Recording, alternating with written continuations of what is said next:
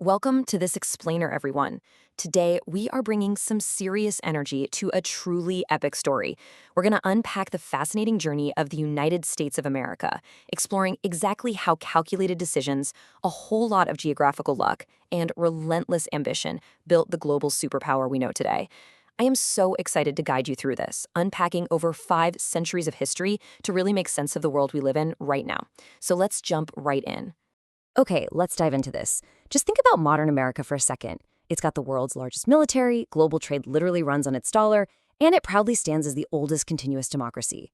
But rewind to before 1492, and this massive landmass was completely unknown to the rest of the world. No global footprint whatsoever. It definitely wasn't always this dominant force. So how on earth did it go from total isolation to running the show? To answer that, here is our roadmap for today. We'll follow 4 logical chapters. First, the discovery of America. Second, the American War of Independence. Third, expansion and civil war. And finally, the rise of global superpower. All right, Chapter 1, the discovery of America and the European arrival. To really set the stage, we've got to look across the ocean to Europe. Back then, nations were fiercely competing to find new, faster sea routes to expand their empires. The groundwork for all this, well, that was actually laid by Portugal.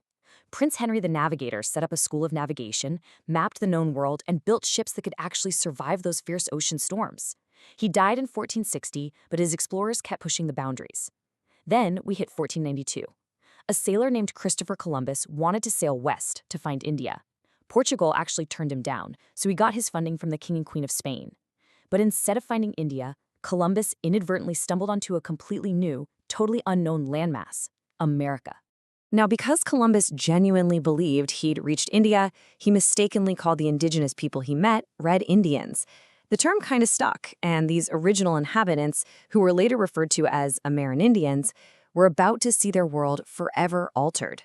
European nations, Spain, France, and eventually Britain, just rushed in to claim parts of this newly discovered continent. Moving on to Chapter 2, the American War of Independence, breaking away from Britain. So by the 1700s, European powers had carved up America, and Britain was really emerging as this massive global power, heavily tightening its grip on its American colonies.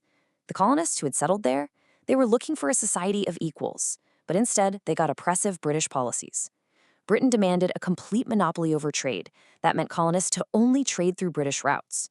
On top of that, after Britain won the 7 Years' War against France, basically wiping out the French presence in America, they turned around and slapped extremely high taxes on the American colonists, just to pay for that very war. You can imagine, the frustration was totally boiling over. And that frustration rapidly built into an all-out rebellion. The sequence of events here is just thrilling. In 1765, the revolution officially kicks off as colonies unite against those taxes.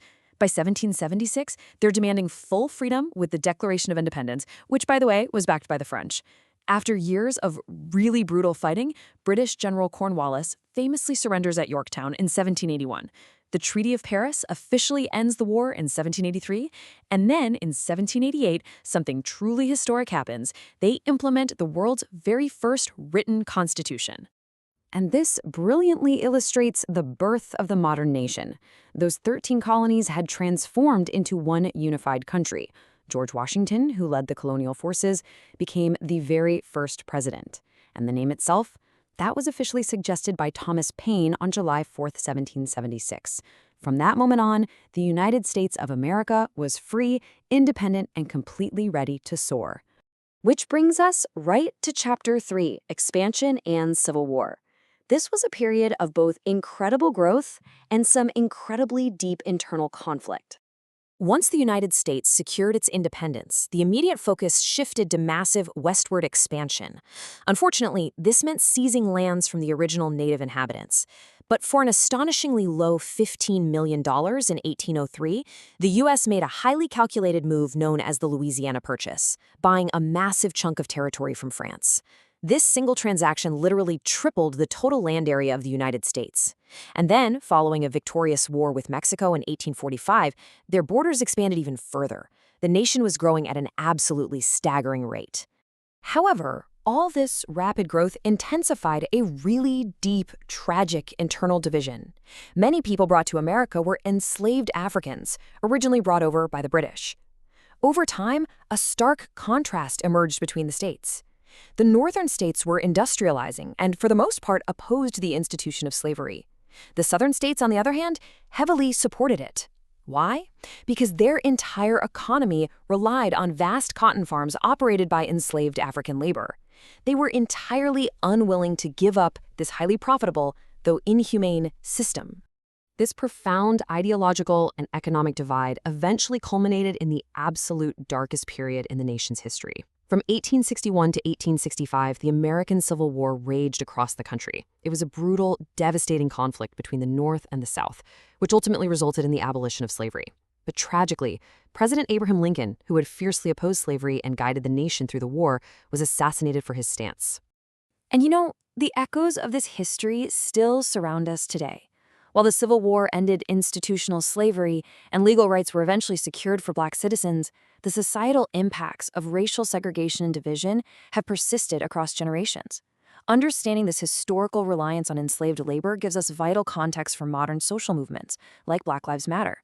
It shows us exactly why these historical events matter so deeply to the social fabric and the ongoing struggles within the country right now.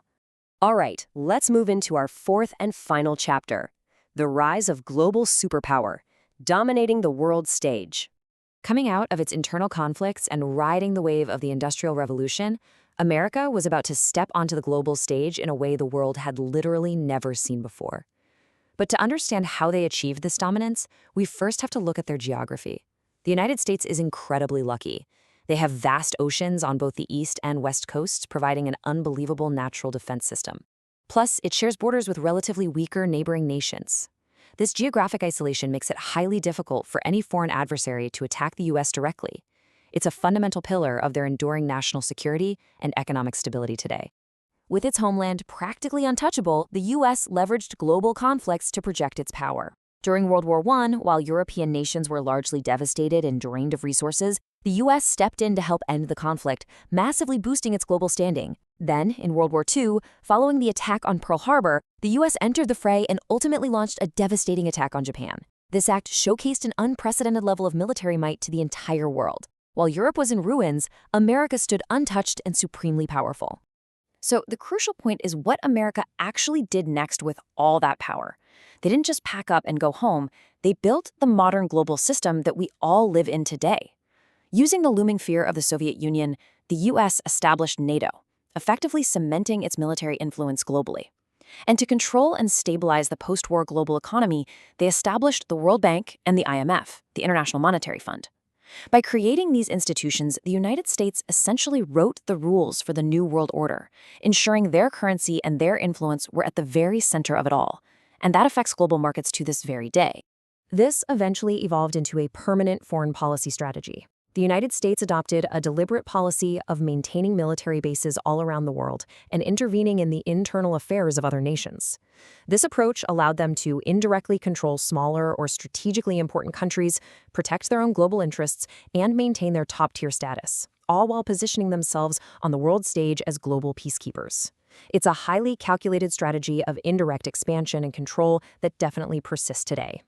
Which brings us to the big question facing the world today. For decades, the U.S. has securely held the crown.